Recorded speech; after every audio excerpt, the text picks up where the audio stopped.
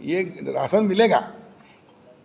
Corona के संकट के कारण मजदूरों को रोजगार नहीं मिला, घरों में रहे, सब काम धंधे बंद हो गए थे और इसलिए मजदूर क्या खाएं, कोई भूखा ना रहे, इसलिए प्रधानमंत्री जी ने गरीब कल्याण योजना शुरू की और ये 2 साल से लगातार निःशुल्क 5 किलो हर परिवार में, अगर 10 लोग हैं तो 50 किलो अनाज मिल रहा था उनको। मध्य प्रदेश सरकार 1 रुपये किलो गेहूँ, 1 रुपये किलो चावल, 1 रुपये किलो नमक देती है।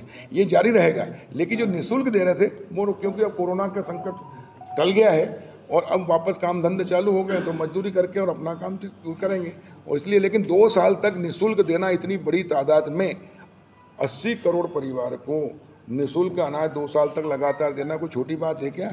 एक समय था कि बाहर जाता था प्रधानमंत्री तो घी का कटोरा लेके कि कुछ मिल जाए ताकि लोगों को 2 टाइम का नहीं 1 टाइम का भोजन करा दें, लेकिन किसी को भी एक को भी भूखा नहीं रहने दिया। तो इसलिए अब काम धंधे चलो और अब तो गरीब आदमी भी 3 साल के अंदर देश में गरीबी नहीं रहेगा, सब गरीबी रेखा के ऊपर उठ जाएंगे, सब काम धंधे व्यवसाय में लगेंगे प्रधानमंत्री स्वामित्व योजना से। ये गरीबी का कलंक हटेगा, बेरोजगारी का कलंक हटेगा।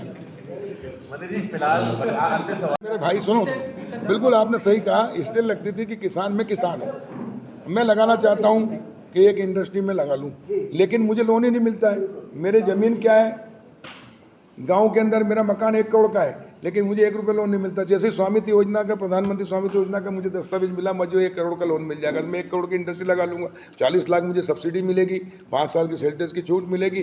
चूँकि मेरा खेत है मेरे खुद के गाँव के अंदर ही, तो लागत भी मेरी कम आएगी, उत्पादन लागत कम आएगी और गाँव के लोगों को रोजगार भी दूंगा और निर्यात करूँगा, बेचूंगा बाहर, MRP पे बेचूंगा। तो ये अब शुरू हो रहा है, अभी हरदा जिला देश का पहला जिला हुआ है, बाकी जिलों में भी सर्वे चल रहा है।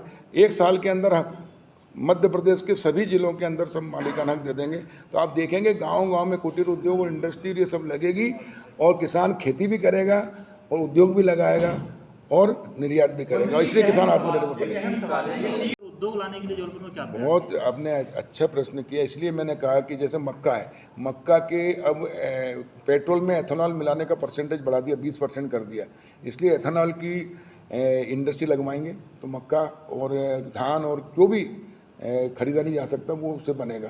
तो एक तरह से हमारे गांव के लोग किसान कृषि उत्पादक समूह बन रहे हैं, वो भी अपना उत्पादन कर सकते हैं। किसान भी अब उसकी प्रॉपर्टी की गारंटी में रख के लोन लेकर इंडस्ट्री लग जाएगी।